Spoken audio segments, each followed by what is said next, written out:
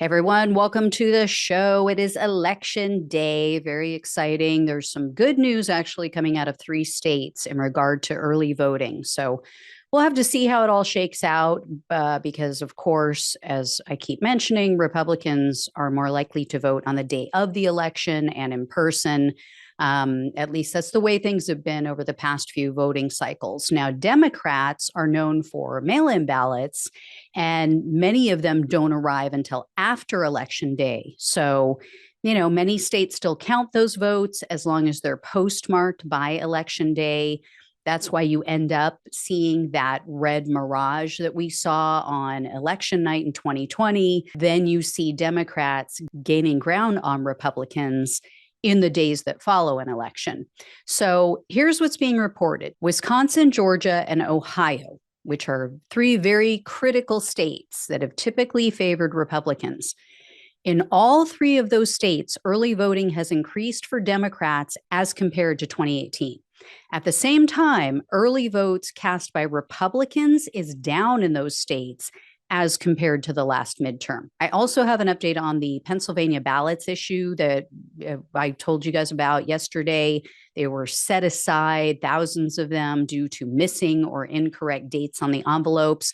Apparently, what they're saying is some people put their birth dates on there instead of, like the date that they signed it. So please, people, put your glasses on, read the questions, don't just assume and mark something. Reporters are saying that voters are standing in 2-hour lines to try to cure their ballots and make sure that their voices are heard. Now, of course, some people still don't have transportation. They can't take time off work, or some probably arrive, they look at the long lines and they just walk away. And sadly, it's young voters and minorities who are less likely to have the luxury of updating their ballots because they're more likely to work multiple jobs or they have work and school commitments. So they just don't have the time.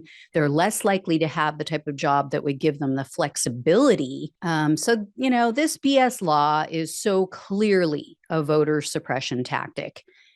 Who gives a damn what date you put on your ballot as long as it arrives on time or as long as it's at least postmarked by the date of the election? If you ever doubted which party cares about democracy and which party prefers authoritarian rule, you just look at this issue. That's all you have to do. Look at which party wants everyone to vote and which party tries to prevent more people from voting. There was some good news, though, also out of Michigan. A judge has tossed a case that was brought by Republican Secretary of State candidate Christina Caramo, I think is how you pronounce her name. Caramo is the candidate who quotes these Q-loon conspiracy theories about elites drinking babies' blood, other insane shit like that. Anyway, she tried to get over 60,000 mail-in ballots from the city of Detroit tossed out. So Detroit, as you guys probably know, it's a heavily Democratic favored city. And it seems that that was Karamo's only point. The judge saw through this ridiculous lawsuit and he wrote a scathing rebuke in his ruling. This was handled by Chief Judge Timothy Kenny, and he dismissed the lawsuit just yesterday. And he wrote in part, quote, "During the November 2022 evidentiary hearing, plaintiffs did not testify nor introduce any substantive exhibits into evidence." He also said, quote, "As a judge for 26 years, this is the first time I have ever had a circumstance where the party instigating a lawsuit, when asked by the judge what the relief you're asking for, I don't get an answer."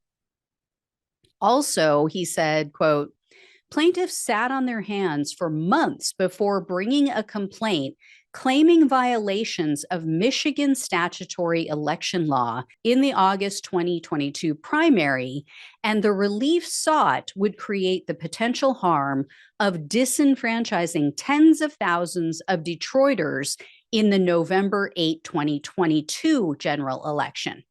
This is unacceptable and cannot be permitted."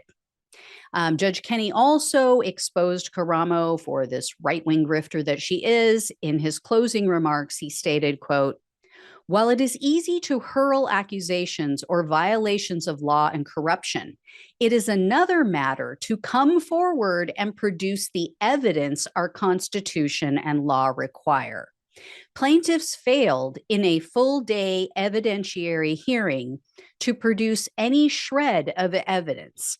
No exhibits, no testimony from any of the plaintiffs, no evidence from Mr. Thomas or Mr. Baxter indicate that procedures for the November 8, 2022 election violate Michigan election laws. Plaintiffs have raised a false flag of election law violations and corruption concerning Detroit's procedures for the November 8th election. This court's ruling takes down that flag. So, yeah, he not only tossed her lawsuit, but he gave her a verbal tongue lashing. So I'll let you guys know tomorrow where things stand, but just keep in mind, we might not have some results for days or even weeks from now. All right, guys, thanks so much for watching and listening. Take care, and I'll talk with you soon.